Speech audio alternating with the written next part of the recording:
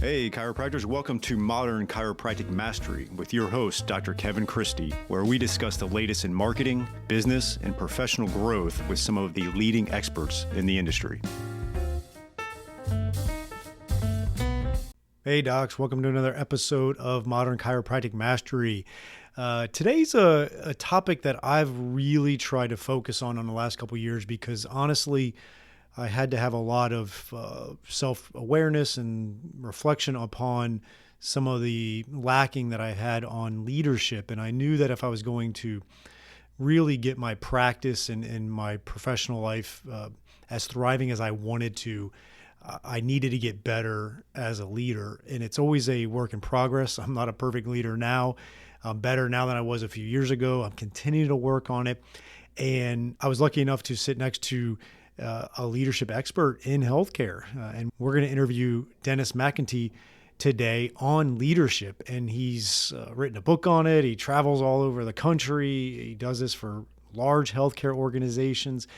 And he's just been a wealth of knowledge since we've chatted over the last few months. And so I'm going to have him on to dive into leadership, his book, some of the ideas from it on how to provide this type of leadership in healthcare and developing teams, and ultimately some of the nuances of it. You know, it's not easy. It's not cut and dry. There's a lot of different aspects to it. And we dive into that today to start this conversation on leadership. And I felt like we had a great conversation on this. I'm looking forward to running into him each quarter as strategic coach to pick his brain more. And you'll have an opportunity as well at the end to learn more on what they're doing and actually get some actionable steps for you. Okay. But before we do that, I just wanted to mention we do have our free course, Outpacing Inflation in Private Practice.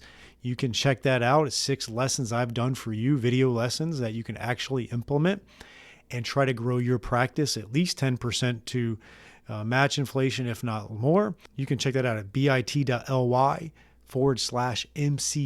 inflation, and we'll be able to get that for free. Take that course. You can consume it all in one go, or you can take your time with it and try to implement it in your practice for optimal growth.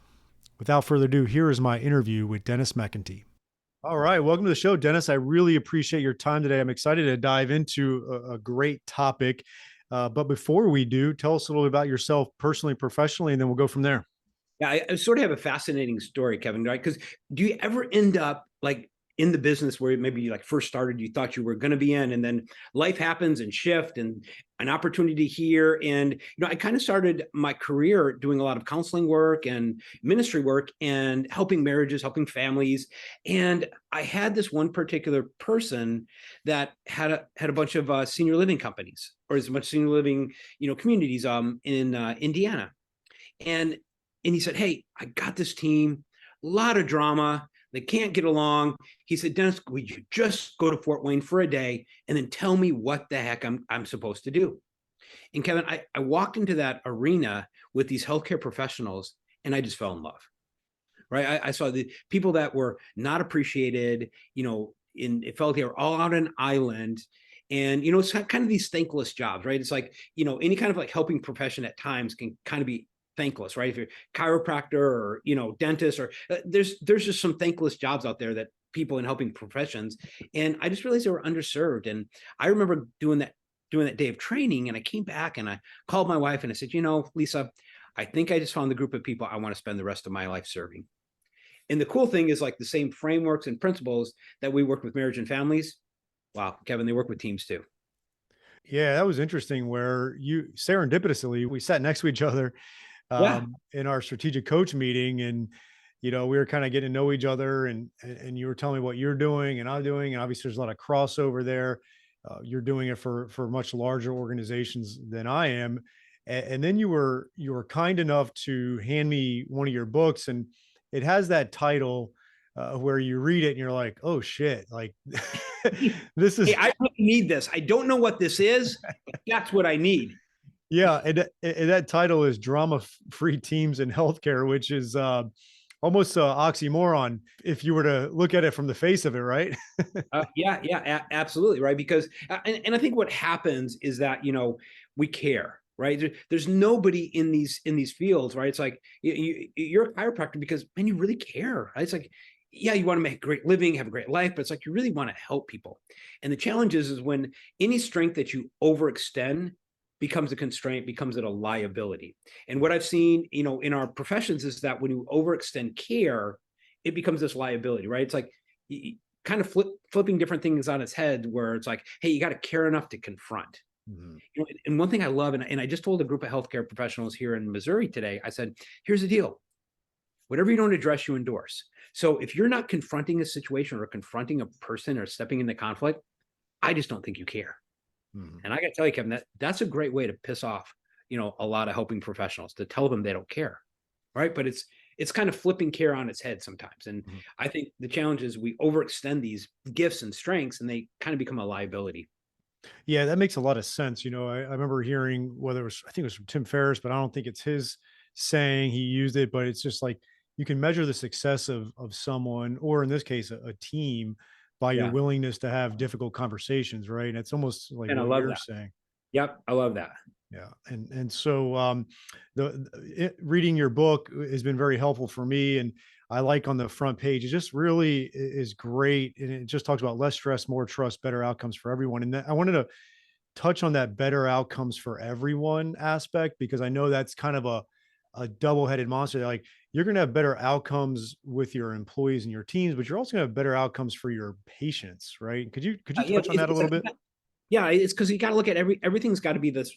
If it's not a win-win, right? It's like nobody should lose, and Mhm. there's got to be ways to yes, it's stressful and it's hard, and patients have all these varying needs, but I think sometimes like if I can create a great team that really serves people, then my job is so much easier, right? You think about all the chiropractors that it's like, hey, how do I create this great team that just serves my patients? Yeah, and what are you finding as kind of the major flaw in these teams, or why there is so much drama in these Oh teams? gosh. Okay. So I think here's kind of the thing that you really kind of like work to battle, right? Is this whole idea over ownership. Mhm. And we have this idea that we teach a lot is that you are ridiculously in charge. Right? Kevin, it's like you take a behavior, you get an action. Mhm. Right? So you're not the victim. It's like you are in charge of your behavior. If you don't like your outcomes, then you change your behavior. And here is a behavior because honestly, one thing, and I think this came from a Navy SEALs book where they said there are no bad teams, there are just bad leaders. Yep. Yep. And if I end up blaming my team, then I'm just playing the victim.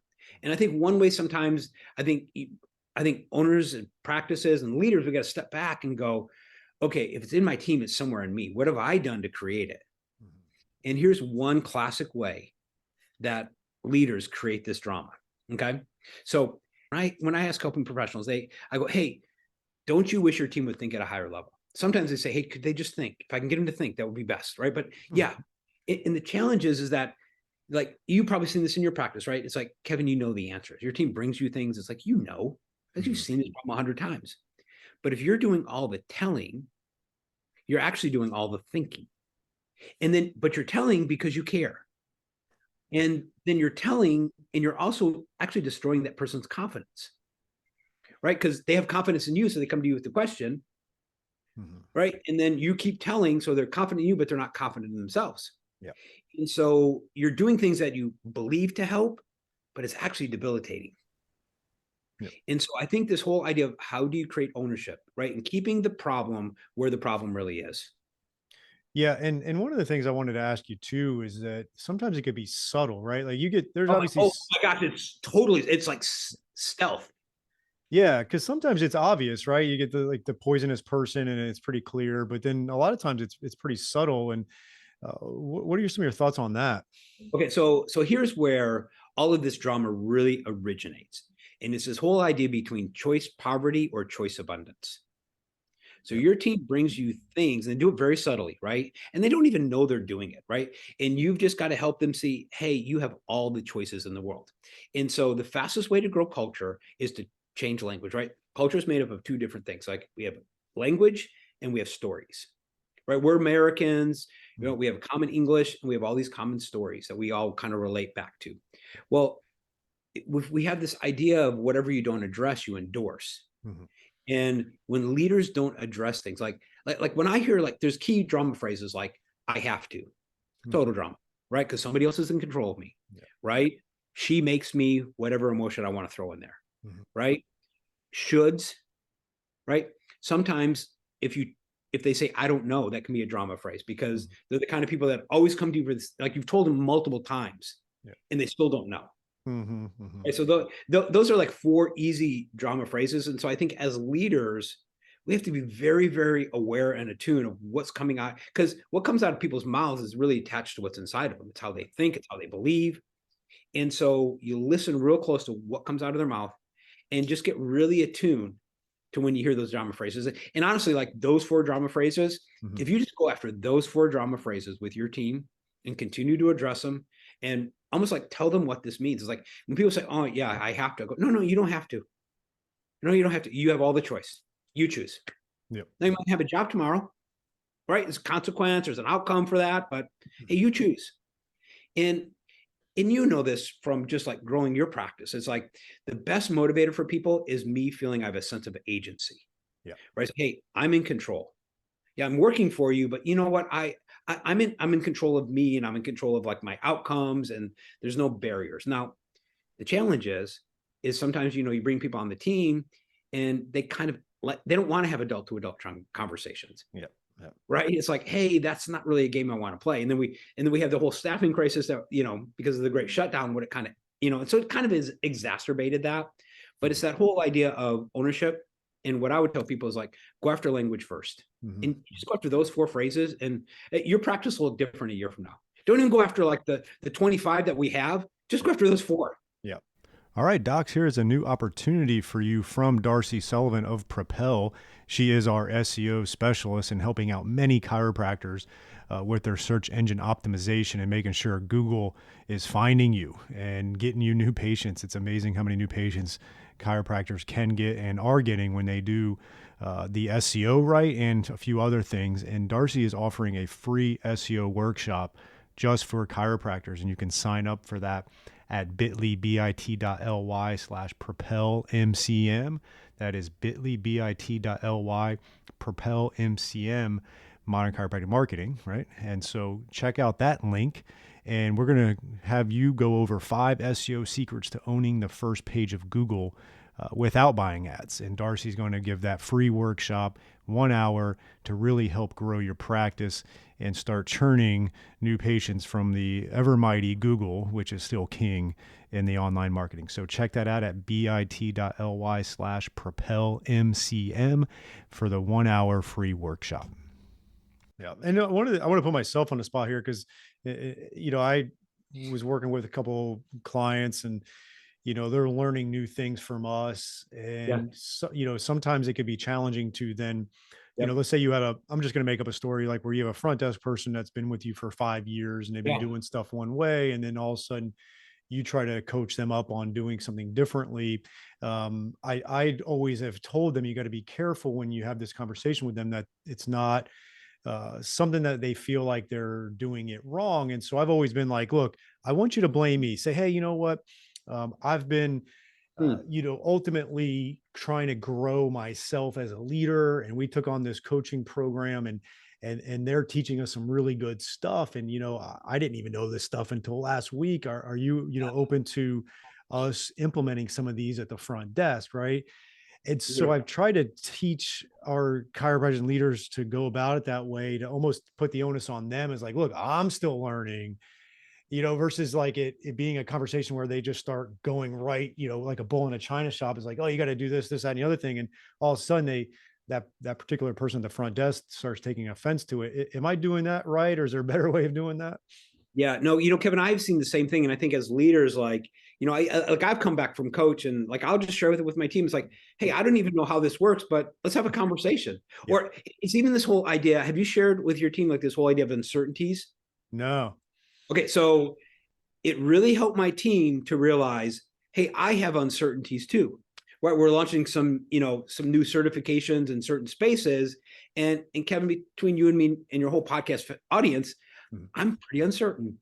It's a Mhm. big leap, but I just shared it with my team and they're like, you mean you're uncertain too? I said, oh yeah. And it's like, that's just the process of growth. Yeah. So I think almost like, drama free is not being a robot Mhm. and not being emotionless, but it really teaches you what to do with the emotion, Mhm. right? This whole idea of fear. Typically people run away from fear, Yeah. but you can train yourself to run to fear, right? So pre-pandemic, my wife and I were in Hawaii, right? And so we're on our first snorkeling trip we've ever been on. Okay, it's probably, I don't know, 7 or 8 years ago. And so we're on the boat. They're taking us way out, to this big reef. And never snorkel, right? Can you see the land? And as we're on the boat, they start upselling us, just like every excursion does, Mhm. right? It's like, hey, for an extra $100, we got this tank. It's called, I think, Snuba or something, where they put the tank on the top of the water and they take you down like 15 feet or something with a hose. Hmm. And I'm listening to this, Kevin, and I'm starting to freak out. And I look at my wife, and she's hyperventilating. I said, I'm freaking scared. She goes, that freaks me out. I said, do you know what that means, right? She goes, we got to do that. And so it's almost like re-engaging your relationship with fear. It's like, hey, this scares me. So this is what I'm going to step into. Yeah. Yeah. And I think that's the spice of life, right? But Yeah. even letting your team know you have that, I think that's super important as a leader. Yeah, and I think that helps get them to buy in too, right? Where they realize, like, okay, look, obviously you got to enroll them in to be a big part of that, but also know that you don't always have it all figured out either. Well, I think especially as leaders, I think we also have to look at ourselves as team members, Hmm. right? And whenever anybody calls me the boss, like I completely correct it. I was like, no, I'm a team member like you. I just happen to be the team member that says, this is what we're going to do. Hmm. This is where we're going to spend our resources. But I'm a team member. Yep. And it's in sort of like having those kind of relationships, I think is really healthy. And it kind of helps that from that dictatorial, right? I'm going to tell you what to do and I'm going to do your thinking for you. And, I'm going to try to control every action. Yeah, the other thing that I've done a better job of, because I would say I wasn't good at all this, and I've been really trying to double down on leadership over the last year or two. I realized it was kind of a blind spot for me in many ways, and one of the things I found myself doing was having reactive meetings with team members, and so Really? I now have proactive team member Yep. meetings where it's one on one and group team and doing that. So now it's not like you're calling them to the office, right? Like, and so Well, what are well, your here's thoughts on that? here's one dynamic, and I don't know how you do this, but typically, I have weekly one-on-ones with different team members. Mhm. My weekly one-on-ones, like I stopped being in charge of those meetings. Oh, that's a And good idea. in one of the in even my team meetings, Kevin, I'm just a participant. And what it has made me do is I have all these team members that have all these different areas of responsibility. And then I just kind of sit in the back and I'm kind of the consultant. Okay, well, has anybody thought about this? Oh my gosh, that's a great idea. Mhm. Right. And I'm just, and I just get to attend meetings. Like if it's a one-on-one, with my executive assistant, I have one-on-one executive assistant meeting every morning. And she's in charge. I say, hey, what do you need? If something hits my head, I'm going to tell her, but she runs the meeting. And so my team members that I have one-on-ones with, they run those meetings, not me. And it I puts that got responsibility down on them. And I think you. that's the key thing for leaders. We got to keep figuring out how to push the responsibility down. I like that. And you can, in our small practices, some people have office managers, they could run that. You might have a lead associate chiropractor that could run that. So there's definitely some options with there, which is pretty cool. Yeah. And, Um, and, and I would just have a simple framework like, hey, these are the three questions that cover these three things. Like I want to know about, but I think mhm. something very simple. Perfect. Perfect. I want to switch gears a little bit. One of the chapters that I really found interesting because we're, again, we're dealing with people and it's been a little bit of a struggle since the pandemic and, we're trying to grow. And you never know what people's motivations are, but you have a key chapter in here on the four drivers of motivation. Yeah. Can you touch on that a little bit? Well, so here's what's fascinating, right? People do things for their own reasons. They don't do things for your reasons. They Mhm. do them for their reasons. And if you can find their reasons and almost like push it back, and this is maybe harsh, kind of push it back at them. So it's like how my nutrition coach does it, right? So when I'm sideways on my nutrition coach will call me and he doesn't berate me. He doesn't dog me. He says one simple question, Kevin. He says, hey, Dennis, I thought you wanted to weigh 20 pounds less. I'm looking at what you ate this month. I thought you said you wanted, and I get pissed off and I'm mad, but it drives, I'm like, fine, I'm back on it. Yeah. And literally all he did was he just took my driver and just gave it back to me. And so I think finding these drivers, right? And I think the challenge is that we have to lead people according to how they want to be led, Mm-hmm. right? And so maybe if we're a really straightforward person, I'm very direct. Well, not everybody wants it direct. Yeah. And I know you like it direct, but it's not about you, right? It's like you have other people that are more kind of accepting, they're into respect and recognition. So you can be so direct, I don't feel respected. Yeah. And then, you have this open, transparent person, and you have this person that has a lot of certainty needs, that needs all the details. Mm-hmm. So for drivers, well, even what's more fascinating, Kevin, even more than that we've discovered, is each driver has a key fear attached to it. Oh, really? People that are really straightforward, right? They have this fear of being taken advantage of, Mm. right? So if you're direct, you tend to have that fear. And so you can even step in and go, hey, Kevin, listen, I know you might be afraid of like being taken advantage of in this situation, but here, let's talk about this. And all I did was I just totally spoke to who you are. And now you feel like, okay, Dennis is going to tell me something I don't want to hear, but Dennis gets me. Mm-hmm. Right. So it could be fear of taking advantage of. It can be fear of change, right? It can be fear of loss of approval. It can be fear of being wrong. And those sort of are some of the four sort of driving fears. So it's not just the motivators, but I think it's even the fears. And we're kind of discovering, I think the fears might be even more powerful than the drivers. Yeah, and I've had employees like that where they just don't take constructive input well, like it's always an indictment on them as a person. Yeah. And that can be hard, and you're even if you go about it the right way, they just can't accept instruction. And that's one of those ones, even though they try hard and they could be nice people. But I remember having one in the past, and she was great in a lot of ways, but every time I tried to instruct her on something, it was like she had that fear of like I was indicting her as a person, right? Well, maybe here's an idea for you, Kevin, and Yeah. maybe just some of the docs here will find this fascinating. Is the challenge is that there's a problem in the practice, Yeah. right? So you as a leader, we're going to fix the problem. The challenge is it's typically not your problem. It's Hmm. a behavior of a staff member. Yeah. And Kevin, you can't fix that. Yeah. You can't even solve that because that person is in charge of their behavior. Yeah. So it's this whole idea of the reason you give feedback first is to help people see it. Hmm. And honestly, Kevin, if you can't see it, we're never solving it. Yeah.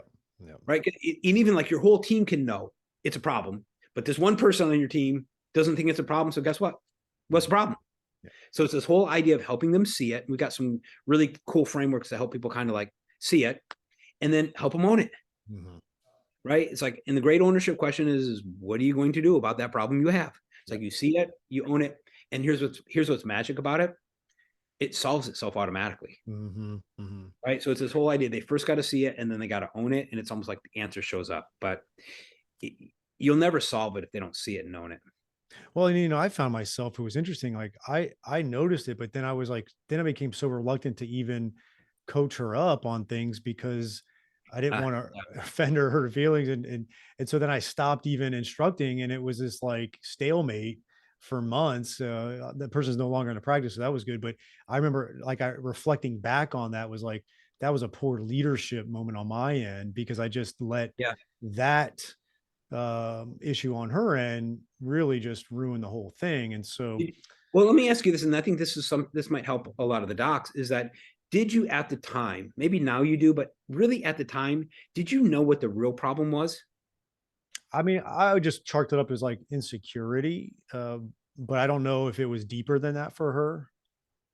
Yeah, because almost like so you had this problem and you gave feedback Yeah. and then she didn't receive it well. And Yeah. so when I'm listening to this, I'm like, okay, well, the real problem is like she doesn't receive feedback. The real problem is not this problem that you're addressing. The real problem is like her reaction, Yeah. getting her to see like that reaction. Mhm. So here's a great question to ask people to kind of get them to, because we're all in the bottle of our own behavior, Yeah. right? This question of like, hey, when you do this, when behavior, how do you think you show up? Or you Mhm. can say, how do you think you're perceived? Or how do you think you're come across? Yeah. And it's a great way to kind of become the third person inspector on your own behavior. Mhm.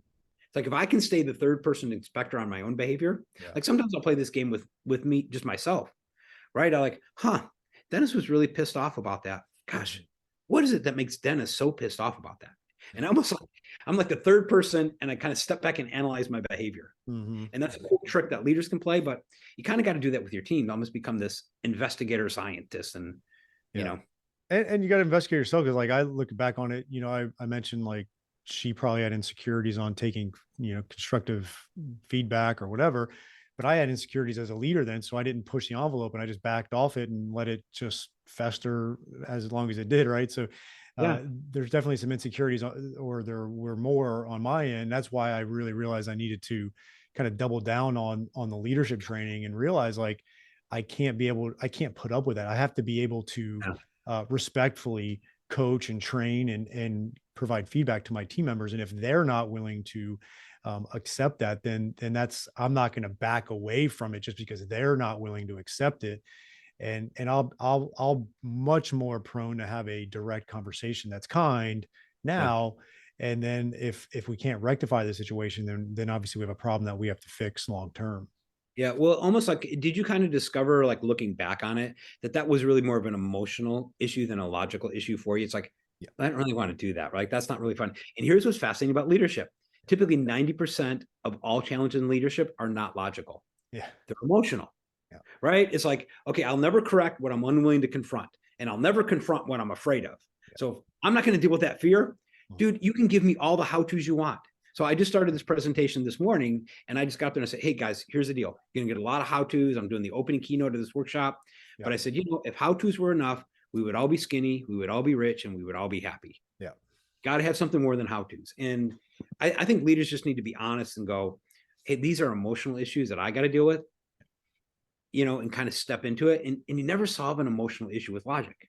So if 90% of your employees' issues are emotional and you're Mhm. trying to fix it with logic, it's never going to work. And I, and what I would end up doing, and still to this day, but I've gotten better. Some of it maybe comes as with age, but I'm pretty good at letting things go for quite some time until I'm not, and then I blow a gasket, right? And so Yeah. by not addressing it early on, I would let it, I'd sweep it under the rug, and then to the point where I would lose my temper on things, and then that has repercussions that are long lasting. And so that's been something that I've recognized for myself as a person and as a leader, whether it's a leader of my family or a leader of my business, is that I can't allow for it to fester, because if it does, I then act in a way I'm not comfortable with myself anymore, as I've learned. And so I'm way more proactive with the conversation so that it doesn't get to that point. Yeah. And we call that playing the ostrich, right? It's like, as long as I don't see it, it's not there. And it's like, hey, it's even if you don't, if it's there, it's there. I get it. You don't see it. Mhm. So you might find this fascinating, Kevin. So I was working. I actually had a conversation with an owner of a very large practice, and he was convincing me there was no drama in his team. I'm like, are you kidding me? I've never seen this. I said, I got to see what you got. And literally, Kevin, this is what he would do: is he'd show up at 8 o'clock, open the front door, walk past the receptionist to his back office, and close the door. Yeah. 5 o'clock, he'd open that door, walk through the reception area, into his car, and go home. And I'm like, dude, just because you don't see it, Mhm. it's not mean it's not there. Yeah, you You can't run know? from it, right? The head in the Yeah, sand. yeah. It goes back to this whole idea of like, whatever you don't address, you endorse. Mhm. And how many times do we something happens in the practice, we don't address it, but we go home and complain to our spouse about it. Well, that's for sure. Yeah, just and here's the key thing, and your audience might really get something out of this phrase if you can stick this phrase in your brain. You cannot complain about what you permit, Oh, I like that. right? Because how many times do we do this? Like, well, you're really permitting. It's like you haven't addressed it, and now you're complaining to me. What you know? Yeah. Yeah. I want to touch on another thing too, because we have some team members, not me personally, but just, business owners in general. Yeah, You have some team members that are high performers, yeah, but then they're like the virus in the practice, right? And they're just, yeah, it's a bad character, or, and there's a lot of issues with that. I always used to joke around. It's like the Terrell Owens of your team, which Yeah, was, right. like he was a Yep, phenomenal yep, NFL receiver, but God, great every kid. locker room he went to was a disaster, right? So it's Yeah. like, what do do you have like a This thought is process around that? okay. This is a big animal, Yeah. right? And we might give some little controversy. Here's how we believe it. Here's how our trainers and speakers sort of attack that issue: is that culture trumps talent all day long. Yep. Okay, I would rather have a super collaborative, creative, strong culture than have like a bunch of superstars, right? It's why all-star teams don't win, Mhm. right? It's like, why did the NHL all-stars, they could never beat the Russians, Yep. right? Because they had all these all-stars, but the Russians put these guys into a system, Yep. into a culture, and that culture beat the, and we're kind of dating ourselves, aren't we? It's like, it's Mhm. like, that's like 1970s, right? Yep. 60s. We're kind of dating ourselves here, but it's why all-star teams never work. Mhm. And so, do you want to have a team of all-stars, or do you want it is sometimes not even a team, but it's like, or do you want a strong culture? Yeah. I Yeah. No, think it trumps it all day long. yeah, and it's been. I mean, we have a great team here now, which is it's just been amazing. And Oh, hey, another, let me just know if the audience likes that, then just reach out to dennismcintee.com. And if the audience hates that, just reach out to drkevinchristie.com and put all the complaints there. That statement, send them to yeah, Kevin, not yeah, me. leave me the bad reviews for sure. Oh my God. What yeah, one last kind of topic on that, and I've found I talked to a lot of chiropractors, talked to a lot of leaders. Everybody's different. Everybody has strong suits. One of the things that I've tried to do is I'm a more mild mannered, reserved person. I'm not going to be your outgoing, gregarious, Yeah. flashy type person, talk to everybody in the practice type of thing. And I've started to hire particular types of personalities in Yeah. certain roles to make my team more well-rounded, right? And Mhm. have you talked to people about that where it's like, look, maybe if you're, kind of like this, maybe hire someone that's more like that, or is it just am I overthinking that? No, no, I think you got to take like a really strong look at like, hey, these are my inherent strengths. Yep. These are my inherent weaknesses. And the challenge becomes is like we typically hire people who are like us, Hmm. right? And there are certain styles on my team that I desperately need, but we're not going to go out and have a beer together. Yeah. Right? But I absolutely need you. I need that gift. I need that, and so we just developed certain languages. Like anybody that's close to me, they have to like be a door closer. Hmm. Kevin, I'm an open door opener. I mean, I can open doors. It just creates a hot mess, Yeah. right? Because I'm never going to follow through. I'm never going to be into details. I'm never going to take things to completion. Yeah. So everybody on my team knows your job is to take these things, these areas to completion. But I think here's the cool thing is that, Bill Wilson from Alcoholics Anonymous, he says, all progress starts when you tell the truth. Hmm. I think as leaders, if we can tell the truth to our teams, so I'll always remember this strategic planning meeting a couple of years ago, where do you ever have these times where you're with your team and they're just bantering, we can do this, with this, and Dennis can do this. And as soon as they said Dennis could do this, I'm sitting in the back, Kevin, in my mind, I started to procrastinate. Yeah. I like, and in times past, I would just mentally assent and then Hmm. think about reasons of how to get out to, even though like I'm the owner, I'm the leader. But it was fascinating. I go, hey guys, hold on. I like that idea, but Dennis is not doing that. I think it's a good idea. Dennis Hmm. don't want to do that. Yeah. Dennis is going to procrastinate, and that's not going to happen.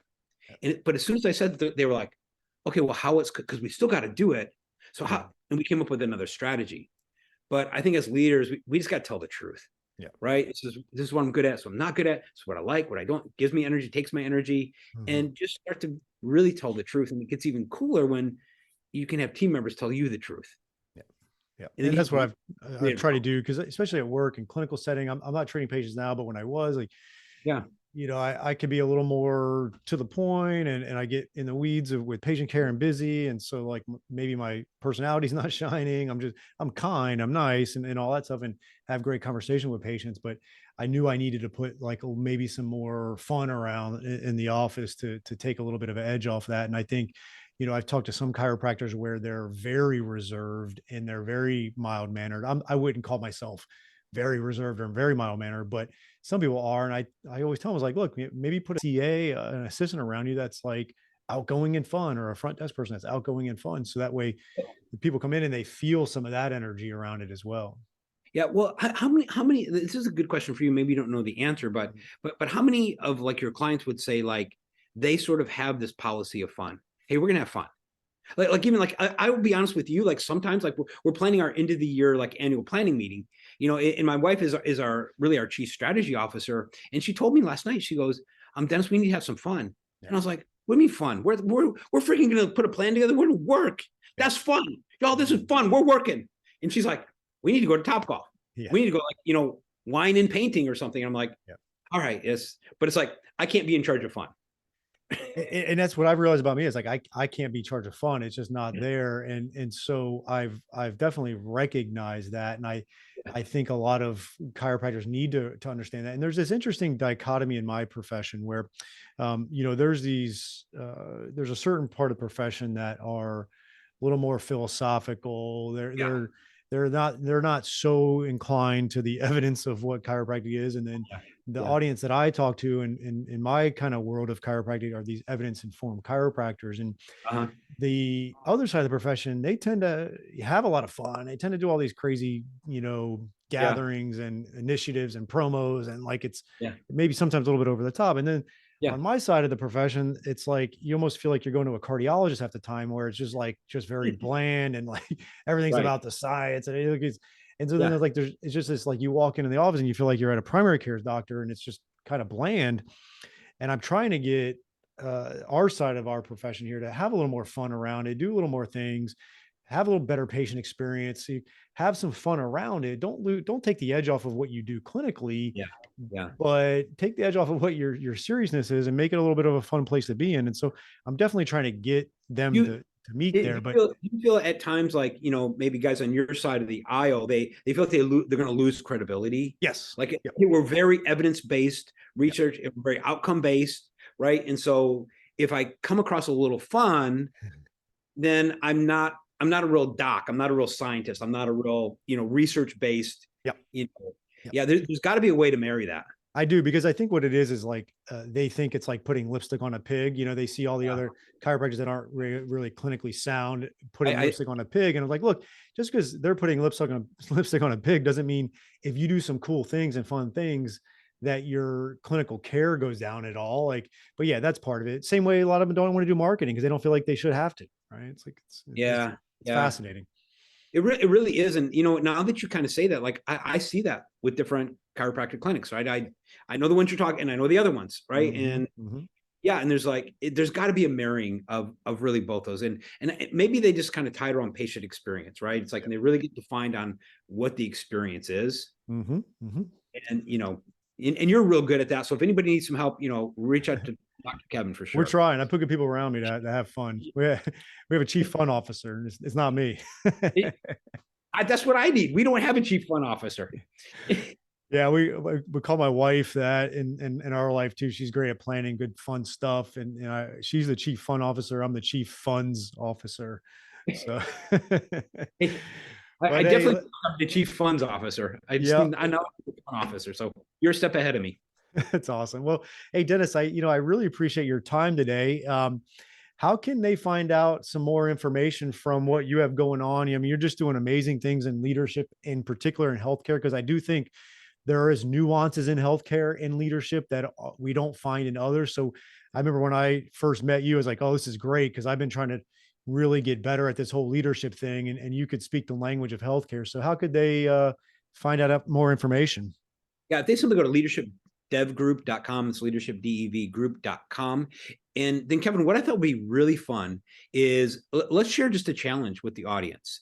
And this is a free 5-day challenge. And here's sort of the thought process that we have discovered coming out of the great shutdown is that people feel really busy, right? Oh my gosh, I'm so busy. I'm so overwhelmed, right? It's like too much to do and not enough time. And so we took our 5 best strategies of how to get out of overwhelm, how to stop being busy, how to really get focused with results on what really matters most. 5 of the best strategies, and we put them in a 5-day challenge.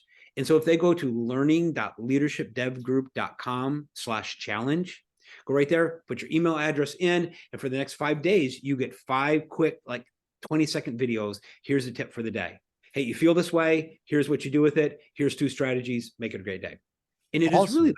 it's made a difference, right? So we just want to do it for, for your audience, for free, just to be a blessing. And we just want to continue to help people. So we'll put it in the show link and we'll go from there. Yeah, definitely. We'll put it in the show notes. We'll get it out there. We send out email, Facebook group posts, all that, and we'll get that out there. And I just want my audience to really start thinking about this leadership thing and some of the subtleties of it, because it's not, we hear all the cliches of leadership, right? And the other thing too is, like, it's a whole other topic we could probably talk about it another time, but sometimes there's wartime generals and there's peacetime generals, right? And Yeah. there's strong economy CEOs and there's terrible economy CEOs and leadership, and we could be navigating some of that as well. Right. It's like you got to put on these different behaviors according to, the time frame that you're in. Yeah, I think it's so nuanced, Yeah. right? And it's more than like cliches or like quotes. It's like everything is nuanced, right? About people. And Chad Johnson at Strategic Coach, he said something to me probably about 8 years ago. And I'll never forget it. He said, Dennis, he said, relationships are not efficient. And I wanted to fuss, because I'm like, that's my problem. Yeah. I'm trying to make them efficient. Yeah. I try to make my relationship with my wife efficient. I'm like, that doesn't work. And so I always remember, it's like, okay, it's not efficient, but I'm going to step in, and lead people according to how they like to be led. That's awesome. Great way to finish this show. And I really appreciate your time today. Awesome. Thank you.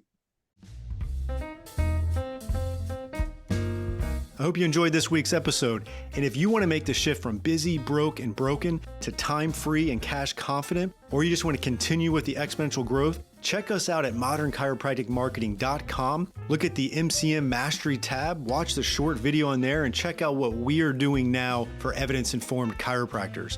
We are equal parts coaching and marketing done for you. Yes, you shoot some videos, we help you with campaign strategies and ideas and really become a thought leader in your community. You shoot those videos, you send them to us, we produce, edit, and brand them to you. Then we distribute them through all of your channels. We also take them and we turn it into one good blog per month. And every other month, we have Darcy Sullivan producing a robust blog with a topic that you pick from her database to help with your SEO. So we essentially become your content marketing agency to make sure your practice is always having ethical, elegant content marketing to help grow your practice. On the coaching side, we also help you with everything from marketing ideas to business, communications, finances, anything practice growth, and really try to help prevent you from being stuck on that island. And we hold you accountable. We have a great group of doctors that are just doing amazing things, and we look forward to help you out to take that next step in your practice. So again, check us out at modernchiropracticmarketing.com and learn more.